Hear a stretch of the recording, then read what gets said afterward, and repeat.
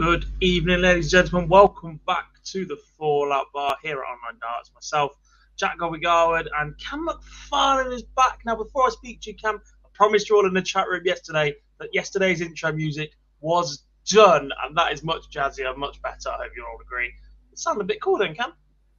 Yeah, it sounded pretty good. I don't know what you played last night, but not that I failed to watch last night, but I don't know what you actually played last night. I needed an early night last night after Saturday. It was a bit weird. The original Fallout Bar music was pretty good, and then we had a little bit of a rebrand at one point where we tried to update everything. It just ended up with some like dodgy horror music, I think it was. Probably apt for putting us two on the screen, to be fair, but I didn't say that. And hopefully no one else will say that either. Good evening to everybody in the chat room. Daniel is in, Colin, James, Tommy Tornado. Hope you are all good. I'm just about to try and share to let everybody know we are live. Interesting session, Cam. Overall, though, let's talk tournament first round so far. I've literally just tweeted this myself. Spoiler alert, if you knew how many had already gone out at this time yesterday. We've only lost 3 seeded players from 16 so far in what was dubbed the most open match play ever at one point. A little bit surprising, that I think.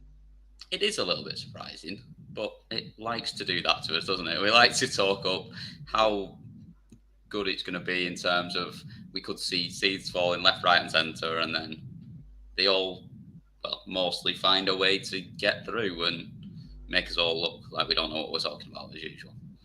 Yeah. Look, given that the first round is over now, and let's move on a little bit from that. We do like to hype things up a little bit, not just us, lots of people, and how open is someone's been a little bit underwhelmed by the World Match Play so far.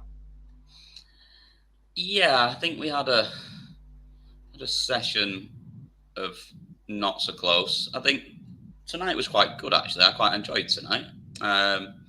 There was drama. There was an awful game to start us off, let's be real, but you couldn't help but watch it. Yeah, I guess. And I don't think you're ever not going to watch the World Match Play, are you? It's one of them tournaments that never, ever seems to lose its appeal, the venue, the trophy, the stage, and all of that going on. There is one more question I want to put to you before we do look back at this evening's games. There's a lot of talk year-round about which tournaments the players want to play in the most. The World Championship is the pinnacle, and then we're often told that it is the Premier League. Every single interview I've seen this week says this is the second biggest tournament on the calendar.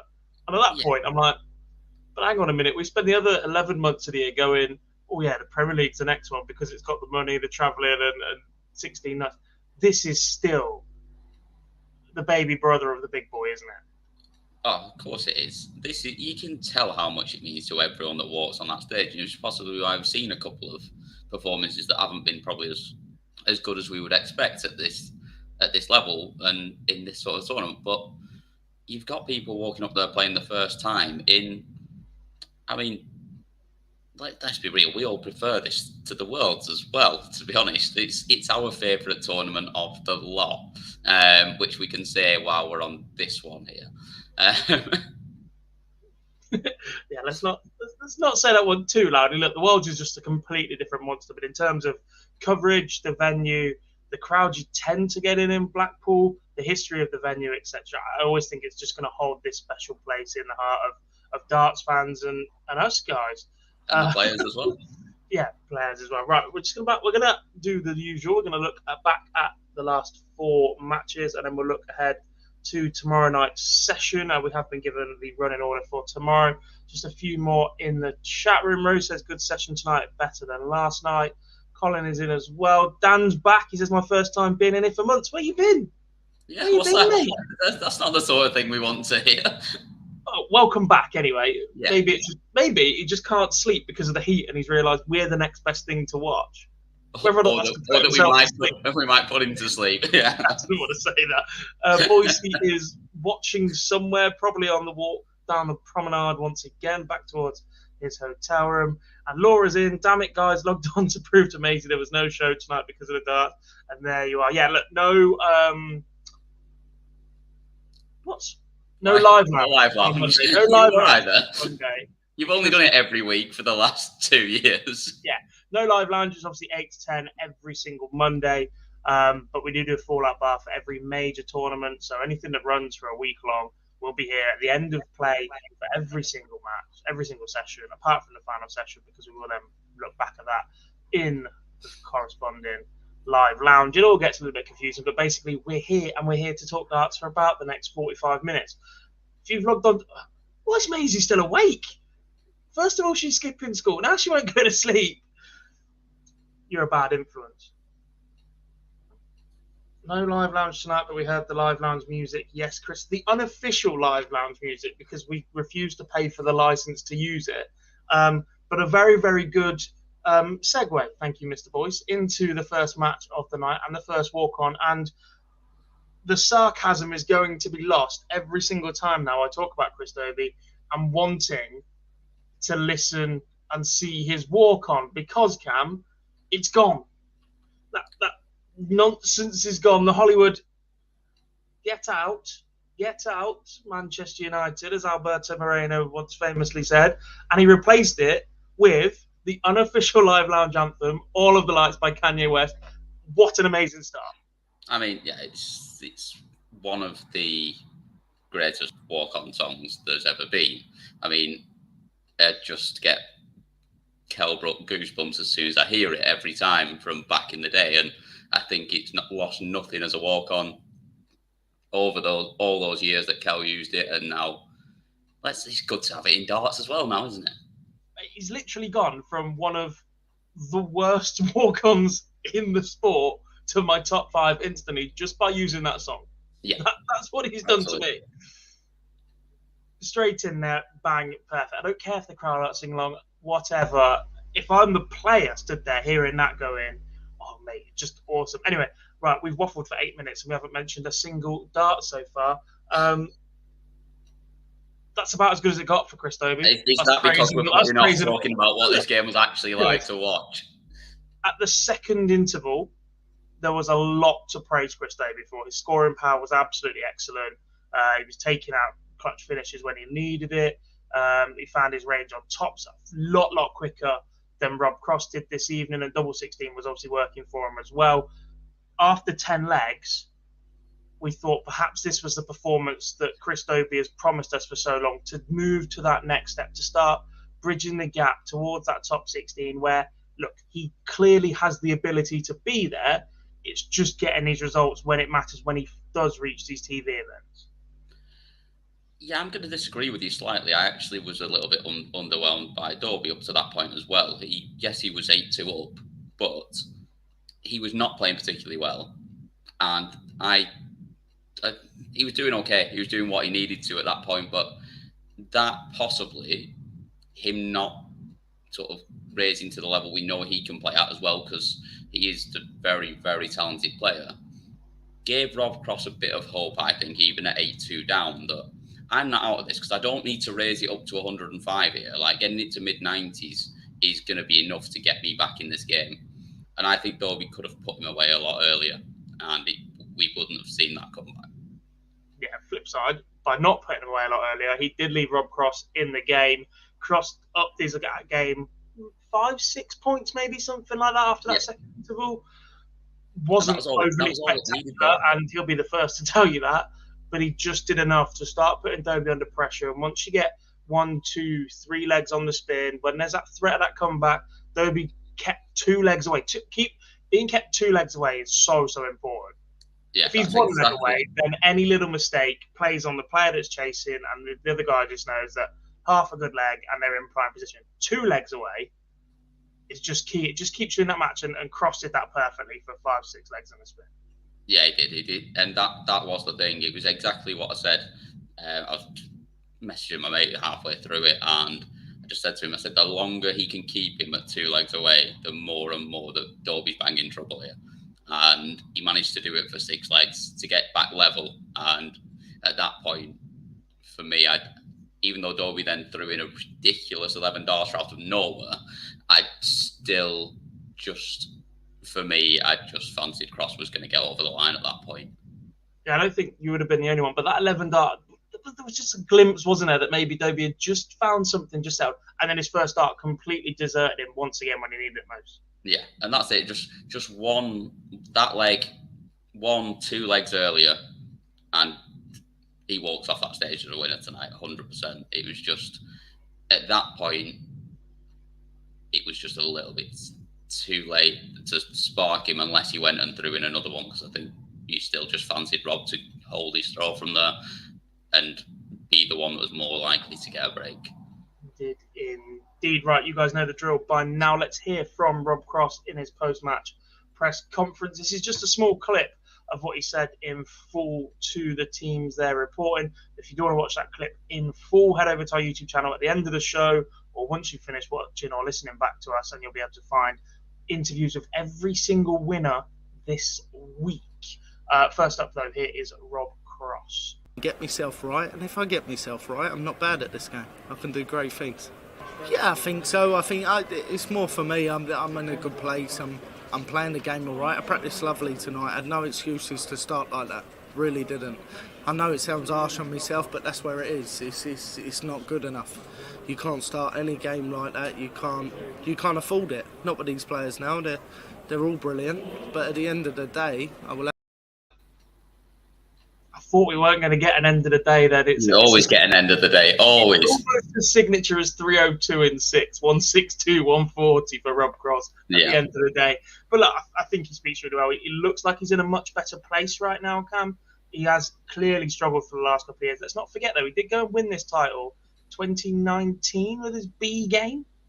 Yep. He's capable of doing that again. And look, off the back of another comeback as well. Off the back of another comeback against Chris Dobby in the first round. Yeah. I did see Daryl Gurney tweeted, "I'm having flashbacks." I was a big fan of that. I was really a fan of that because Daryl doesn't really show an awful lot of character, I think, away from the hockey. But I was really impressed with that one. But yeah, Rob Cross does progress and stays in the hunt in what is a bit of an open section, or a section that we identified as being quite open before the tournament started.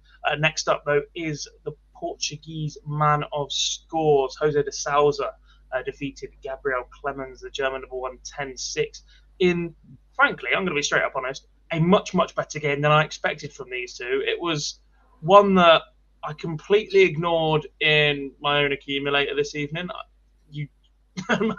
I was speaking to my brother who I live with, and he was like, "Oh, which game haven't you put on?" When I said it's just a threefold tonight, I was like, "This one," because it could be absolutely anything. These two could rock up and throw mid-60s averages. They could rock up and throw 110 averages. They could throw 46 180s between them. They could throw nothing between them. You just don't know what you're going to get with these two. And actually, I think they delivered a pretty good game for the most part. But once again, Gabriel Clemens falls short on a TV stage. Yeah, I thought this one actually was probably slightly better than what the averages say, to be honest. It felt better watching it.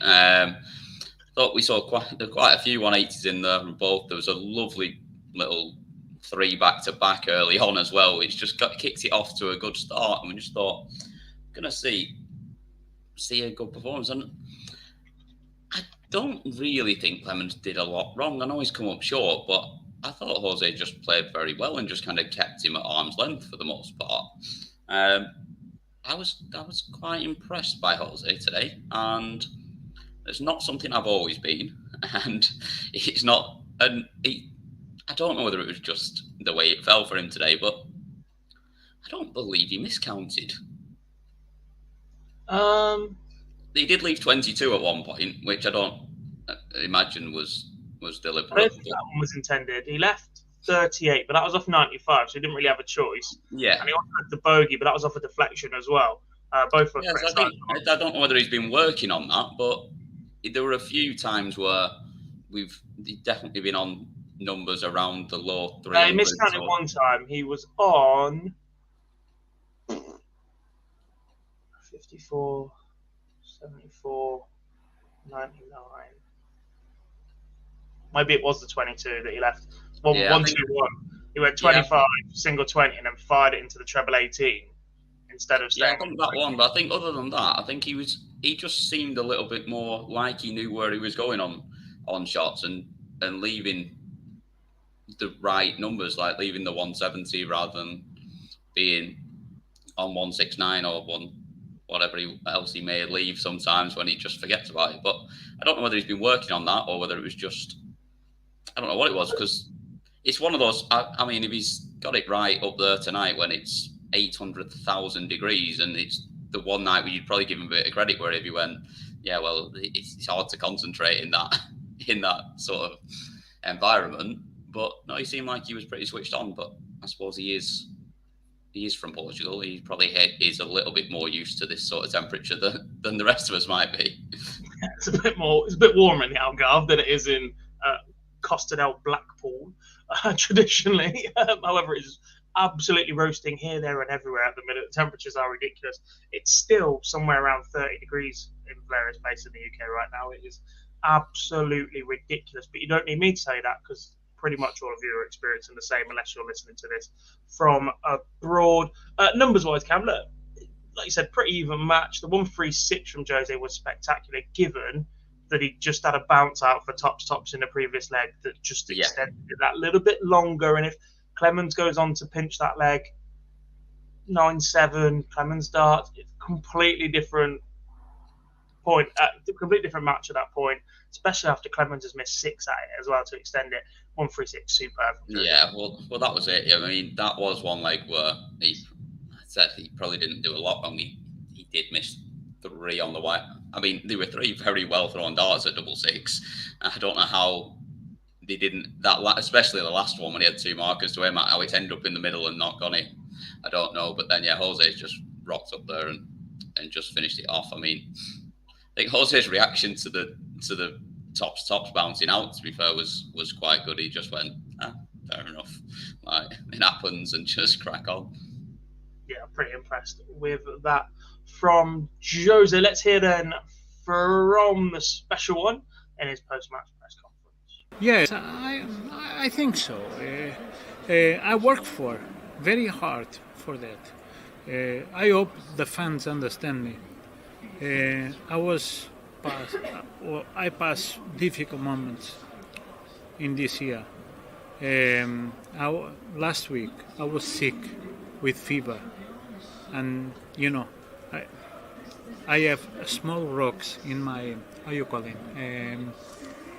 I feel a lot of pain, and I try to play darts. It's really difficult. Now I'm okay. My fans, don't worry, I'm okay right now. But I still working, I still working hard to be the world special man. And that's what I want, to be the world special man.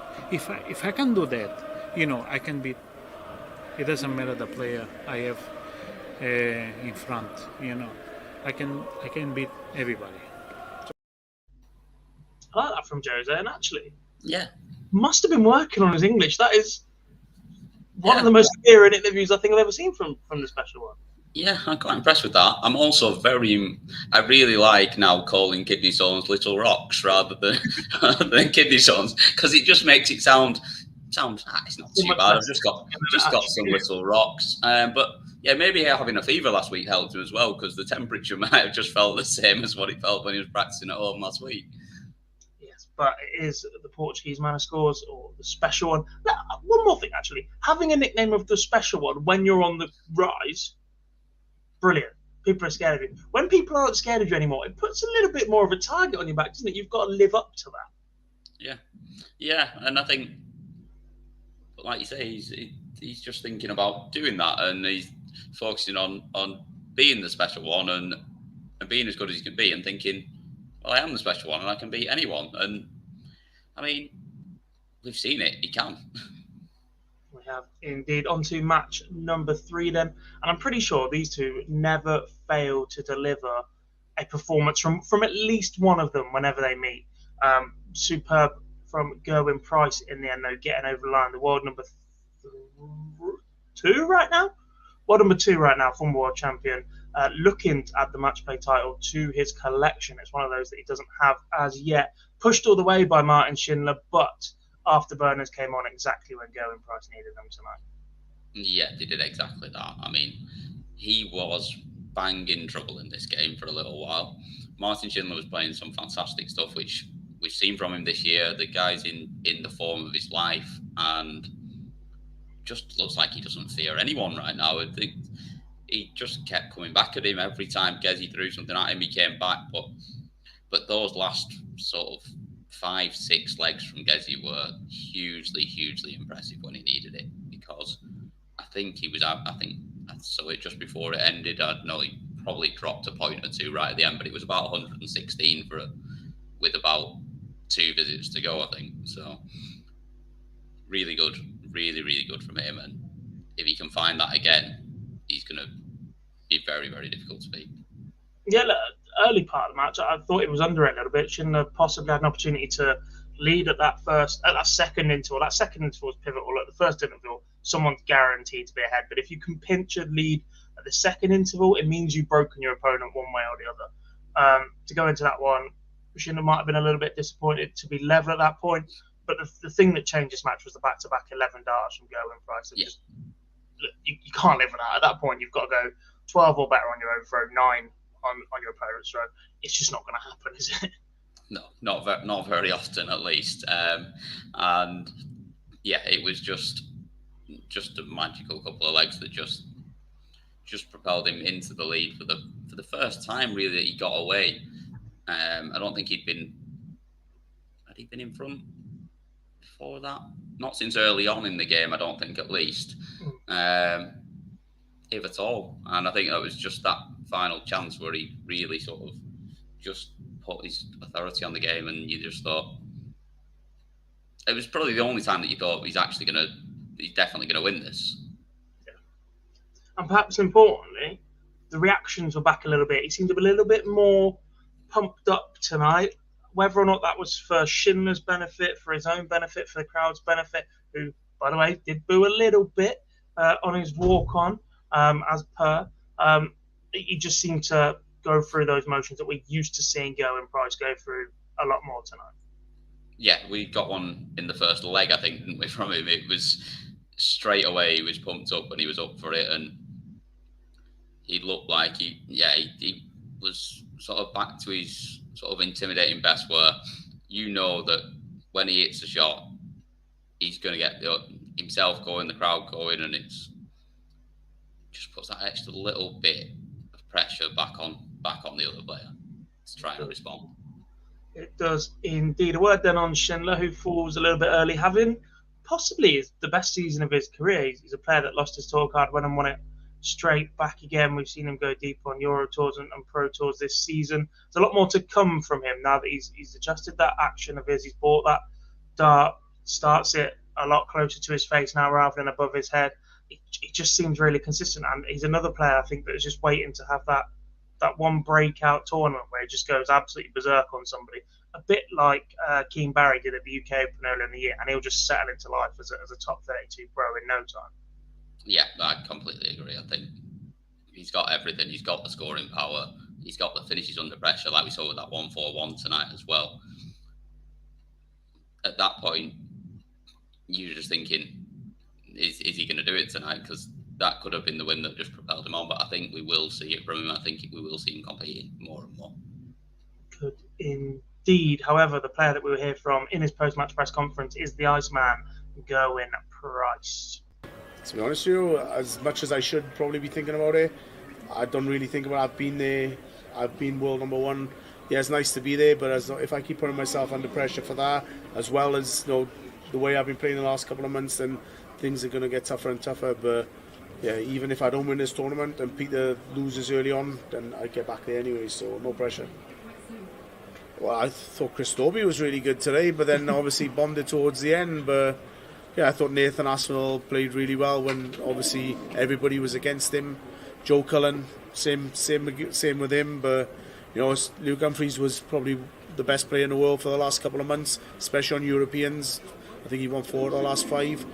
But then, he went into the European 2 weeks ago, into four Pro Tours, and then roll into this. Maybe he should have took 2 of them off and he would have seen a different result. So it's just probably playing a little bit too much and trying to balance it as well, even though they're not playing Premier League. Sometimes 2 or 3 weeks flat out darts is a little bit too much. Another player talking about the busy schedule of darts at the minute, but it's something the players have to contend with. We'll no doubt discuss that once again on the live lounge next Monday. It's a regular occurrence and topic, and we will see how that affects the run-in for the rest of the week. One final game to talk about this evening then, Cam, before we look ahead to tomorrow. We get a little bit more time to give some predictions as well, by the way, because me and Henry had to absolutely race through last night, and it is Dave Chisnall against Kim Huybrechts, which was, it's not a game that many spoke about before this tournament, but it was sneakily good. Again, mid 94, 95 averages. Checkout percentages were pretty similar. Big scoring power from both players. I really enjoyed this game. Yeah, I did as well. Mostly anyway, I backed Kim Huybrechts to win, but other than that, I did very much enjoy this game. It was a good watch. Surely that must be a record for the most number of breaks of throw in a match. So in the first round at least. Was it 9? Was it 9 in the end, or 8 or 9? It was a really good watch. It was close all the way through. No one ever really got away. It looked like Chizzy might do early on when he went 3-1 up. Just seemed like Huybrechts didn't quite settle early on. I thought that winning the first leg was going to be big for him in settling and going on and possibly going and winning that game. But it just seemed like he got that first leg out of the way, but then Chizzy just fired back at him and raced into a 3-1 lead. And you kind of thought he was the one going on from there, but then it just became an absolute scrap of I'm winning your throw, then losing it straight back, and it was. Yeah, look, despite all the breaks, I genuinely think they both handled themselves pretty well up on that stage. When you consider A, the heat, B, the last on in the first round, nobody wants to be the last one to go out. You sat and watched everybody else play, and C, the perceptions that everybody has around these two players. Dave Chisnall yet to get it done in a major final. Is fastly approaching Terry Jenkins' category in terms of major finals that he's lost, and with that comes this reputation that perhaps he isn't the most solid at getting over the line or in those nervy and edgy situations. And Kim Huybrechts' match play record is one of the worst there's ever been for anybody that's been to the match play as often as Kim Huybrechts has been. And I don't think you could say that either player really lost this match. Their opponent won it, if that makes sense. Yeah, it wasn't a game of people losing the throw as much as the breaks weren't. No one was giving them away.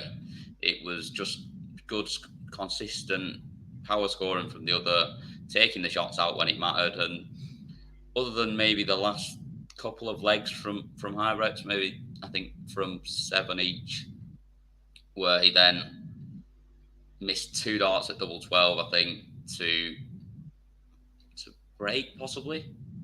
No, to hold. I think it was to hold. And then he missed a couple of darts at double in the next leg as well. Other than that, yeah, it was pretty solid from both of them. They both took the chances when they came, and I don't think it was a case of not managing to hold the throw. It was just good play from the other player. Yeah, it was. And let's look at this section of the draw as a whole. Then Rob Cross, Jose de Sousa, Gerwyn Price, Dave Chisnall. All 4 of them will fancy their chances of getting through this section. Now, look, Rob Cross was clearly not at his best against Chris Dobby. We've already heard from him this evening. Jose de Sousa nice and solid, and Gerwyn Price will hope that he has more gears. But that performance from Dave Chisnall against Kim Huybrechts won't have done any damage to his hopes of progressing from this quarter of the draw.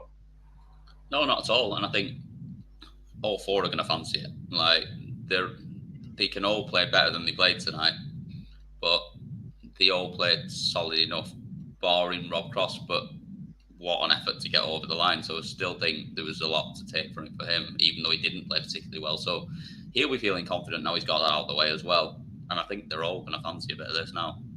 And the other advantage they've got is they will play again on a day that is significantly cooler than it was tonight. They're not back. Might just help a little bit. Half of the draw, that might just help some of these players. Right, let's hear we know he's still going to be red hot in there. We know what it's like, but it's for a place called the Winter Gardens. I've never ever seen it cold. Yeah, no, it's the most ironically named venue probably that we visit at any point round the calendar. Right, let's hear from Dave Chisnall before we look ahead to tomorrow's section. You know what comes after this as well, guys. Get your predictions in the chat as we go along to start thinking about who you think will win tomorrow night's 4 games. But this is Dave Chisnall in his post-match press conference. Times. Depends, like you say, it's all in a day. So I might lose a few stone here tonight. It looked warm up there. Was it as bad as it looked? Well, for me, it was really hot. And for Kim, I was talking to Kim in the break, and he says, it's not that warm up there. I'm like, wow. I haven't got a clue. Like I said, only for the towel, I could have fainted the last 3 times. But you just got to get on with it. It's part of the game. The first bit of that, Kim and Pat was playing the odd mind game, saying it's not that hot. The second bit, though, serious concerns about player welfare if Chisnall saying might have fainted without a towel. Yeah, I did think though, watching it, to be fair, that Kim didn't look to be sweating the same way that every other player we saw up there was. And I mean, Belgium's probably slightly warmer than here, but I still don't. It's hardly the Caribbean, like. But let's spend the last 3 weeks acclimatising in Benidorm or something. Yeah, maybe. Then again, he might not have been in such a good state. One of my good friends at work today was back from Benidorm. He was not well today, so yeah. I don't think he'd have handled it up there today. I'll be honest. Right, let's look ahead to tomorrow. Then 4 games in the second round for you. I am just first to 11 tomorrow, so a slight increase, but we still get 4 matches in the session. Before we do that, make sure you check us out on social media, on Twitter at official OL Darts, same on Instagram and on Facebook at just online Darts. We keep up with all of our match reports, links to all of our player interviews on there, and all of our coverage throughout the week here at the Betfred World Matchplay, including Phil Barr's live from the venue with his preview of every single session and a cheeky couple of roller coaster emojis. You can tell that we are in Blackpool time this year. Right, let's look ahead to tomorrow night session then. Just check. I've gone 1 too far there. Is that the same order? It is. Let's do it on this screen then. First up, Roby John Rodriguez takes on the man defending winners prize money here, Dimitri van den Berg. How do you see this one going? I don't know. I really don't know. I told everyone that would listen to me that Roby John Rodriguez was going to beat Johnny Clayton in the first round, and I don't know why, but I kind of fancy he wins again. We've not seen Dimmy at his best over recent times, and I think it might be a good time to catch him. I think it'll go pretty deep, but maybe 11-9, Roby John. Interesting. I'm going to go the opposite way. I think Dimmy's got him. He's just a different monster when you put him up on a stage like that. I think he scores heavier than Roby John a lot more consistently. And when it comes down to it, I just back Dimmy a lot more under pressure. So I'm going to say Dimmy wins this one 11-6 as well. I'm not even sure it goes that close at times. Tommy Tornado's got Dimitri 11-6, as has Maliki. Sam's got Roby to switch on the star and beat Dimmy 11-7. Paul's got Dimitri 11-6 as well. No one's saying it's going close, interestingly. I was going to say there's a lot of people going with 11-6 there. Yeah, the Heat must be doing something funny to you, not everyone else watching. That's my decision from now on. Well, as you saw at about 4:00 on Saturday afternoon, it certainly had done at that point.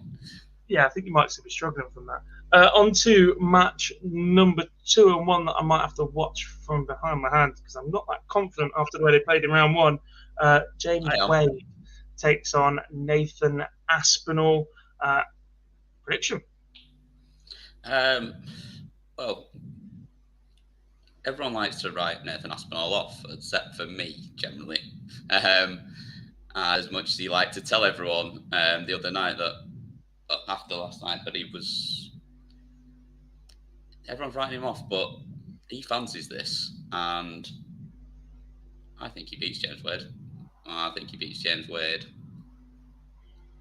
Not comfortably, because no one ever beats James Wade comfortably. It just doesn't happen. But comfortably enough, 11-8. I want to correct you on something there. I don't think anybody wrote Nathan Aspinall off. It wasn't, he's finished as a dark player. No, they didn't write him off. They just completely ignored him. Potentially, because just of the form that Luke Humphries has carried over the last few months. Yeah. At no point did anybody expect, I'm sure Nathan expected it half the time, to be honest, to go up there and do the job on Luke that he did in the fashion that he did. You can expect a tight, scrappy game where they both get going, but that match, for an awful lot of people, and even still looking at the result, was about Luke Humphries. And Luke didn't deliver. Nathan did. I don't think anybody wrote Nathan off and said he's never going to be a top 16 player again. He's never going to do this and that. He's still on the comeback from a wrist injury. His form over the last 18 months has not been great by his own high standards as a former major winner and a World Series winner, etc. And as he's still trying to make that ascent a little bit, I genuinely think people just fancied Luke Humphries to go deep, given the fact he's won 4 European tours this year. It wasn't that, Nathan's rubbish. And I think that is great for us, that Nathan and a couple of other players have spoken out about the fact they've been written off. They just weren't acknowledged as often in the most open match play we've ever seen, as we kept billing it. You can't talk about everybody all the time. True. So, what scoreline have we got? 11-8. That's the one. Tommy's also got 11-8 to Aspinall. Sam says comfortable for the Asp, 11-5. 11-9 for Colin. 11-7 for Malachi. 11-9 for Paul. And 11-8 for Preston. I don't fancy this one. I don't like the way James Wade has played at all since he spent that time in hospital. I keep going back to it. Before that, he was arguably the informed man in the Premier League at that point, and he has taken a significant drop. He's lost about 10 points on his averages. His scoring power just seems to have disappeared a little bit. And in this one, I expect Nathan to score and attack James Wade that little bit more. James just needs to hold his throw for as long as possible and stay in the match in a scrappy one. And then he's got a chance. But other than that, at the minute, I've got to give Nathan Aspinall the edge, and I'm going to say wins it 11-8 as well. Match number 3, and this one's intriguing, because you don't quite know which of either of these two are going to turn up. I was very, very impressed with the performance from Krzysztof Ratajski in the first round to beat Stephen Bunting. Look, it didn't set the world alight, but it was still solid enough for a player that, again, was perceived to have been struggling a little bit. Only the one Pro Tour title last year, and he's had issues with his action against Peter Wright, the world #1 and world champion, who has been here, there, and everywhere throughout this entire start of the season, but has once again promised us he's going to win this title. Yeah, I was a little bit surprised that Ratajski got through the first round. I didn't think we'd seen enough from him. We've seen him struggle when it comes to playing on big stages.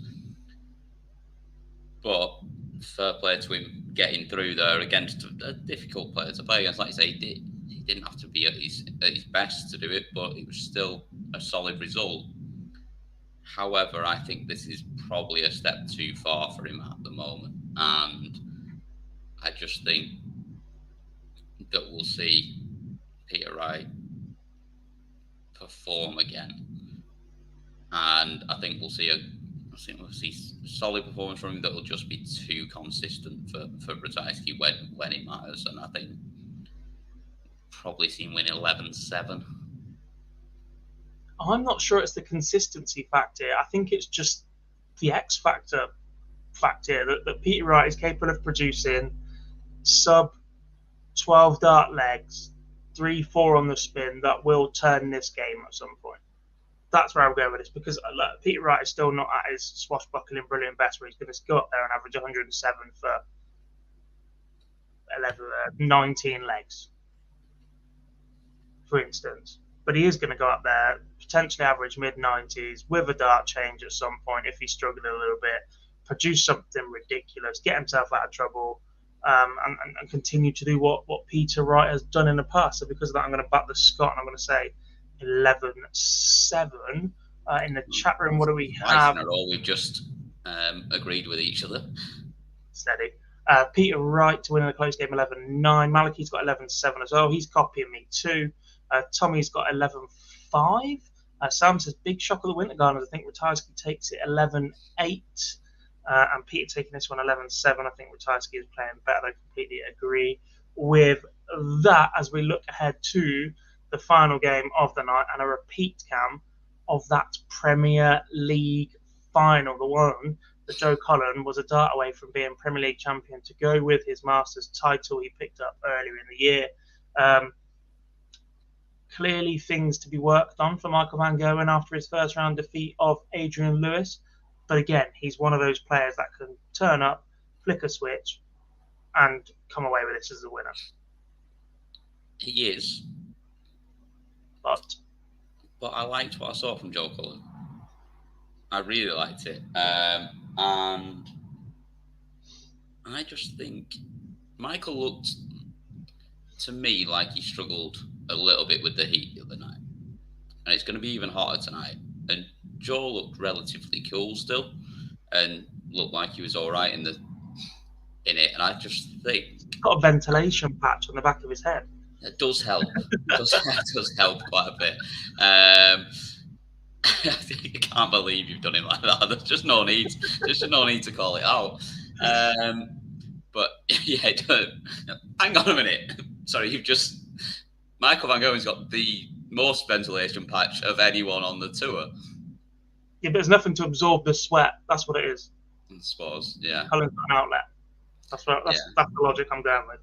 Okay, all right then. No, I was very impressed with what I saw from Joe, and I don't know whether just because it is a bit hotter and possibly you've got a little bit more sweat on your hands and a little bit more of that. He just looked like he was throwing them slightly firmer than sometimes we see from Joe, and they looked like they were going in the board a little bit better and a little bit more securely. And I just think it seemed to work for him, so I think we see him win this, and I think we see him win it. Gonna go 11-9. Interesting. I think the fact these guys play last will help both players. It will be, or should be, cooler by that point, especially outside. Whether or not that applies in the venue is completely different. Pace should mean that they both just go at each other. Great watch, the Premier League final. Still, we've seen a few over the years between these two as well that have just been absolutely fantastic. Still incredibly cautious about Joe Cullen's action, and that if he loses his range a little bit, he loses his range a lot, and that will play straight into Michael Van Gerwen's hands up on that stage. However, I am being sucked in like you are, and I'm going to say 11-7. Ooh. Joe Cullen. Bold.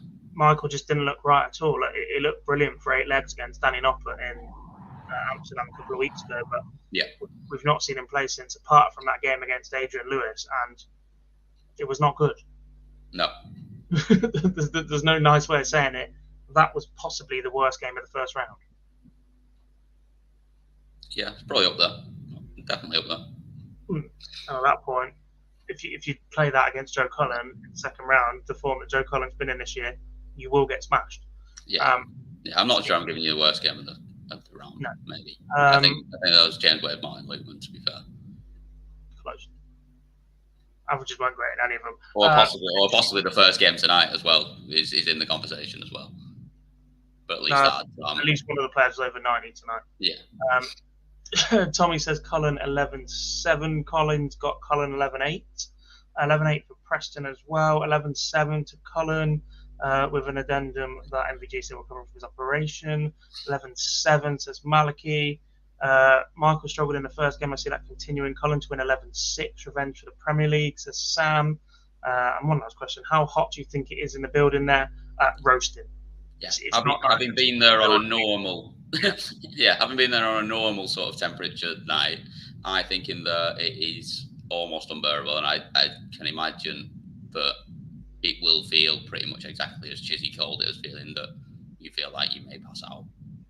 And I think it's going to be even worse tomorrow because it's going to be hot during the day. There's going to be no chance for it to cool down overnight, and he's going to get stuck in there once again. And look, Phil and Leah in there, they said it's absolutely ridiculous. Yeah. And they still got to wear jeans. Press room rule, no shorts. Unlucky boys. Brilliant. Thanks for joining me this evening, Cam. A nice quick hit reviewing all of the action as we have finished round 1 of the Betfred World Match Play. A couple of reminders for you guys, as always, before we do say goodbye, good evening, good morning, whatever it is, wherever you are listening back to this podcast. Don't forget to check us out on social media, on Facebook, Twitter, Instagram, and even TikTok, actually. We're rolling around there somewhere with Phil Buzz and his previews and a couple of clips from some of the interviews if you fancy checking us out over there.